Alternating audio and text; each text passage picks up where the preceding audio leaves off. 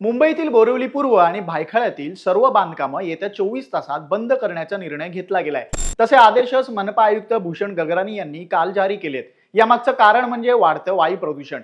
गेल्या काही दिवसांपासून बोरिवली पूर्व आणि भायखळ्यातील हवेची दर्जा वाईट श्रेणीत गेली आहे. यात बांधकामांमुळे निर्माण होणारी धूळ हे एक मोठं कारण आहे. त्यामुळे बांधकाम बंदीचा निर्णय घ्यावा लागलाय. आता 3 ते 4 दिवस या भागातील हवेच्या दर्जाचं निरीक्षण केलं जाणार आहे. त्यानंतर पुढील निर्णय घेतला जाईल असंही गगराणी यांनी सांगितलंय. बोरिवली पूर्व आणि भायखळा परिसरातील AQI म्हणजे एअर क्वालिटी इंडेक्स 200 पेक्षा अधिक नोंदवला गेलाय.